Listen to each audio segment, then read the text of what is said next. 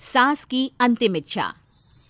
देखिए माँ जी, वो पड़ोस की लूटन मौसी है ना, उनकी बेटा बहू उन्हें गोवा ले जा रहे हैं। अरे क्या बात कर रही है बहू, उसके तो ना मुंह में दांत है ना सर पर बाल, क्या करेगी गोवा जाकर। अपनी अपनी किस्मत है माँ जी, लूटन मौसी मरने जो वाली है। हैं? अरे बहू ये कैसा मरना हुआ जो पहले से ही पता है और ऊपर से गोवा भी घूमने जा रही है। बोला ना माँ जी, ये अपनी अपनी किस्मत है। बात हुई थी मेरी लूटन मौसी की बहू से, बोल रही थी कि चलो दवाई में जो पैसा लगेगा वो गोवा में लगा देते हैं। सास को बहू की बात से पता नहीं क्यों नफरत की बदबू आ रही थी, लेकिन वो कुछ नहीं कहती और कमरे में जाकर लेट जाती है। क्या बात है, लूटन के तो मजे ही मजे है। वैसे आइडिया बुरा नहीं है, थोड़े से पैसे लगाओ और सीधा गोवा की सैर। मैं भी चलती हूँ गोवा। अगले रोज सास तय वक्त पर उठती नहीं। अरे देखो जी, माँ जी अब तक उठी नहीं। आज दूध वाले से दूध और काम वाले के लिए दरवाजा मैंने ही खोला है। अब कम से कम माँ जी का ये तो सुख है कि सुबह जल्दी उठना नहीं पड़ता। अरे बड़ी अजीब हो तुम, मेरी माँ सुबह से उठी नहीं है और तुम्हें चिंता दूध और काम वाली की है। अरे तुम्हें चिंता है ना तो जाओ जाकर देखो क्या हो गया। वैसे मेरी किस्मत कहाँ लूटन मौसी की बहू जैसी। बेटे को माँ की चिंता होती है, वो सोचता है कि कहीं माँ की सांसें तो नहीं रुक गई और हमें पता ही नहीं चला। बेटा माँ के कमरे में जाता है और वहाँ जाकर, माँ क्या हो गया है तुम्हें? बेटा लग नहीं रहा कि अब मैं बचूंगी, लल्लन डॉक्टर के पास ले चले। अरे कैसी बात कर रही है माँ, तेरी तबीयत सीरियस है और मैं तुझे लल्लन झोला छाप डॉक्टर के पास ले जाऊं? ना ना ना।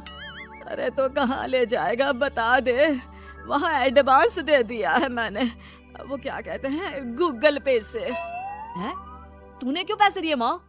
तुझे पता था क्या कि तू बीमार होने वाली है? सास को लगता है कि कहीं चोरी पकड़ी तो नहीं गई। वो हड़बड़ा जाती है और उसे पसीने निकलने लगते हैं। अरे माँ क्या हो गया, सर्दी में भी पसीने?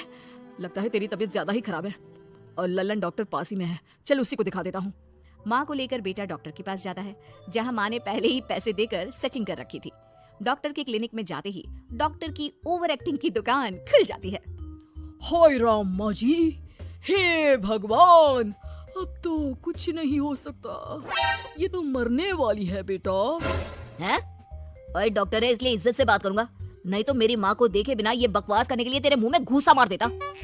अरे ना ना बेटा ऐसे मत बोल, वो डॉक्टर है, उसे वो दिख जाता है जो किसी को नहीं दिखता। हाँ माँ शायद तू ठीक बोल रही है। डॉक्टर क्या दिखा आपको? हमारे डॉक्टर जी, जिन्होंने पहले से ही माँ से बोलने के पैसे ले रखे थे। यमराज, काला भैंस, वो तुम्हारी माँ को ले जा रहा है, ले जाओ इन्हें।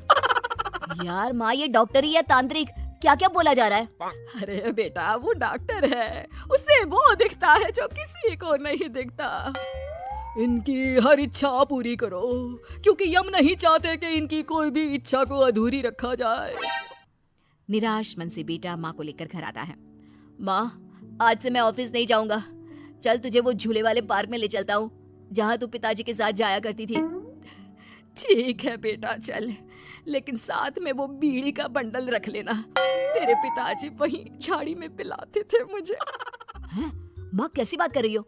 वैसे भी जीवन के 4 दिन बचे हैं और तुम। अरे देख बेटा, ना पिलानी तो ना पिला, लेकिन सुना ना तूने डॉक्टर ने क्या कहा कि मेरी कोई इच्छा खाली नहीं रहनी चाहिए। अरे वैसे बेटा 4 दिन की जिंदगी है, न जाने कब मौत आ जाए।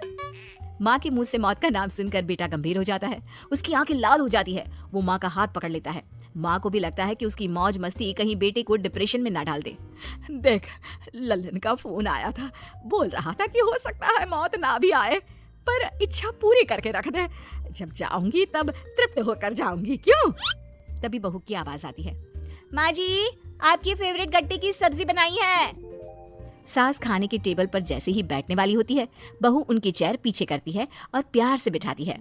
बहू शांत हो जाती है, वो माँ को बस देखती है और उनकी हर बात मानती है। रात को जब सास सोने जाती है तो, माँ जी मैं आपके पैर दबा देती हूँ, आज आप डॉक्टर के पास गई थी, थक गई होंगी ना। बहू का प्यार देखकर सास को हैरानी होती है। वो समझ नहीं पाती कि जो बहू उनके मरने को अपना भाग्य बताती थी, वो आज जब सास मरने वाली है तो दुखी क्यों हो रही है। क्या सोच रही है माँ जी? यही ना कि मैं ऐसा क्यों कर रही हूँ? माँ जी मैंने आपको हमेशा अपनी माँ माना है। माना आपसे नाराज होती थी, परेशान होती थी, आपकी बातें चुभती थी, लेकिन यकीन माने प्यार बहुत है आपसे मुझे। सास बहू को गले लगा लेती है। अरे तू क्यों मुंह में डाल रही है? आज नहीं तो कल मुझे मरना ही है ना। बहू रोने लगती है और वहां से चली जाती है। अब तो सास आए दिन कोई ना कोई डिमांड करती जिसे बच्चे पूरा करते। मुझे ना वृंदावन जाना है, कृष्ण की नगरी देखने। जी माँ जी, हम आपको लेकर चलेंगे।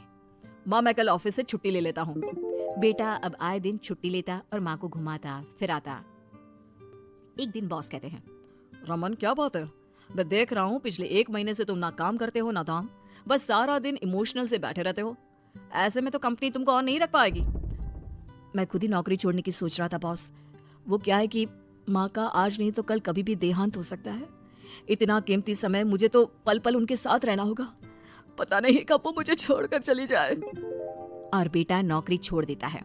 माँ मैंने नौकरी छोड़ दी है, आज से मैं तेरे पास रहूंगा। माँ जी मैंने भी बच्चों का नाम स्कूल से कटवा दिया है, अब हम सब आपके पास ही रहेंगे और आपकी सारी इच्छा पूरी करेंगे। अब सास को लगता है ये तो कुछ ज्यादा ही हो गया। अरे बेटा नौकरी नहीं करेगा तो खाएगा क्या? बच्चे स्कूल नहीं जाएंगे तो साल बर्बाद हो जाएगा। वो समझ नहीं पाती कि क्या करे, कैसे ये ड्रामा खत्म करे। बेटा बहू, तुम लोगों से एक बात करनी थी। देखो मैं ना बहुत शर्मिंदा हूँ, मैंने झूठ बोला था, मुझे कुछ नहीं हुआ है। वो तो ये बोलकर सास सारी बात घर वालों को बता देती है। ओ माँ सच्ची? हे भगवान, मैं जानता था माँ को कुछ नहीं होगा। वाह माँ जी, ये तो बहुत अच्छी खबर दी। मैं तो हलवा बनाने जा रही हूँ। तुम लोग मुझसे नाराज नहीं हो? नहीं माँ जी, हम बहुत खुश हैं कि आपके मरने की खबर झूठी है। माँ शायद मैं तेरे ठीक होते ही तेरा इतना ख्याल रख लेता तो तुझे ये नाटक करने की जरूरत नहीं पड़ती। माँ जी आप हम लोगों को